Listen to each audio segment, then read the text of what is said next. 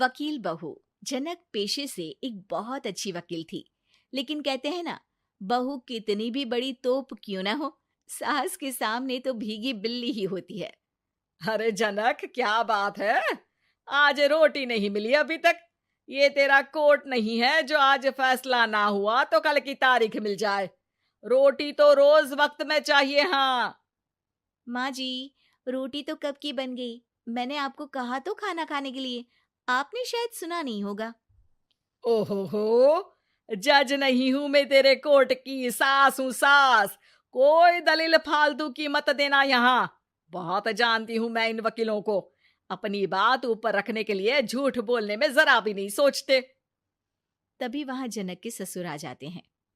अरे भाग्यवान, क्यों बेचारी के काम को कोसती रहती है हमेशा। मैं भी तो था वहां जब ये आई थी तुझे रोटी खाने को बुलाने के लिए। सास को तो अब गुस्सा आ जाता है कि कैसे किसी ने बहू की साइड ले ली। अरे वाह जी वाह, वो तो मैं जानती थी कि कोई ना कोई गवाह तो ये पेश कर ही देगी। पर मैं तो अब सीधा खाना खाकर सोने जाऊंगी। मुझे आदत नहीं है किसी से बहसा बहसी करने की।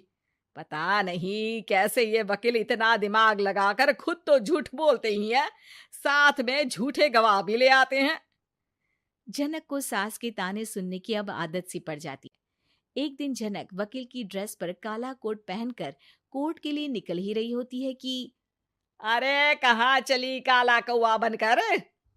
टोक दिया ना। अब कोर्ट तो वकील वाली ड्रेस पहनकर ही जाऊंगी ना। वाह भाई वाह, दामिनी तो मैंने भी देखी है। सन्नी पाजी ने ऐसा ही कोट पहना था और कहा था कि तारीख पर तारीख, तारीख पर तारीख। मतलब कि कोई बात करनी है तो बोलिए, वरना वक्त नहीं है मेरे पास खराब करने के लिए। अरे पता नहीं तुझ में क्या देखा मेरे बेटे ने, सारा दिन वकीलों वाली बहस करती है, भोली भाली सास के साथ। अच्छा सुन, जो इतनी बहस मेरे आगे करती है ना, जरा अपने बॉस से कर ले, जो 1 साल भी ना हुए तेरी शादी को और काले कपड़े पहना दिए। अंदर जा और लाल कोट पहन कर आ, पता तो चले कि नई नवेली शादी हुई है।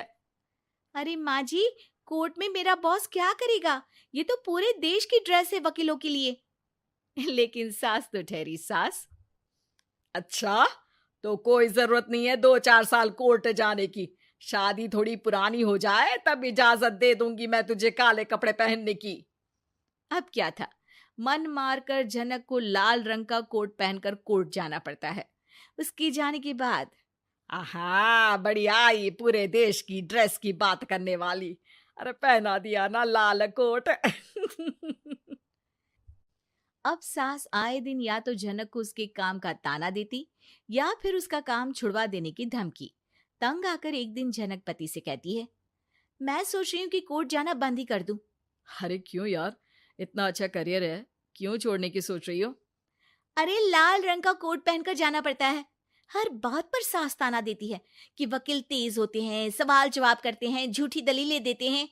अरे तो ठीक है ना, वो जो कहती है अपनी समझ से कहती है, लेकिन तुमको तो पता है ना कि सच्चाई क्या है।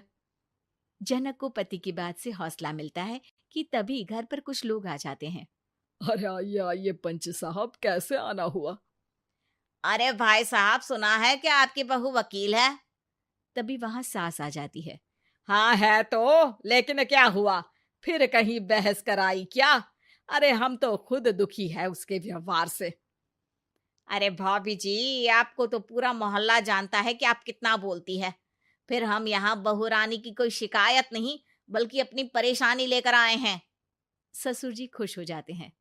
हाँ हाँ, मैं भी बहू को बुलाता हूँ। जनक वहां आती है, सबको नमस्ते करके बैठ जाती है। बहू रानी, हमारे गांव में बड़ी मुसीबत आ गई है। अब तो पूरे गांव की जिम्मेदारी मानो तुम्हारे कंधों पर है।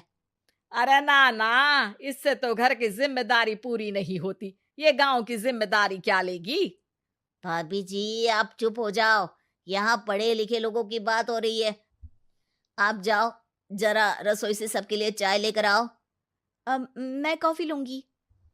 हाँ हाँ, वकील साहिबा के लिए कॉफी। सास सर पैर सब पटक कर वहां से निकल जाती है। बहू, गांव में पानी नहीं आ रहा है, पड़ोसी राज्य ने हमारा पानी रोक रखा है। इसका मामला तो बड़े कोर्ट में चलेगा पंच जी, लेकिन ऐसा क्यों?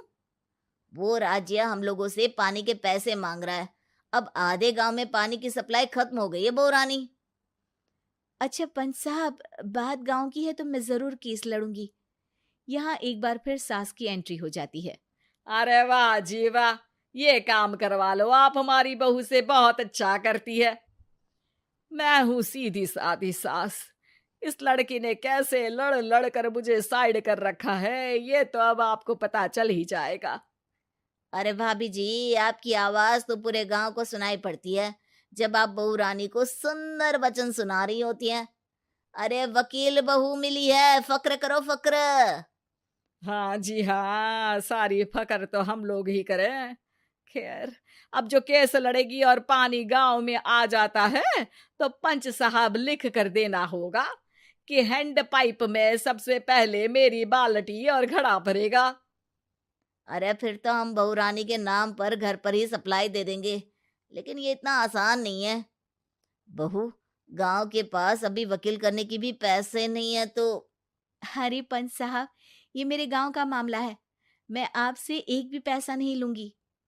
सास को बहू की बात पर गुस्सा आ जाता है, लेकिन सबके जाने के बाद झनक मन लगाकर गांव की परेशानियों को दूर करने में लग जाती है। और वो दिन भी आता है कि झनक केस जीत जाती है। अरे आज तो प्लम्बर आकर घर तक पाइप लगा गया है। खुश हो जाओ, मेरे कारण तुम लोगों को घर के अंदर ही पानी मिल जाएगा।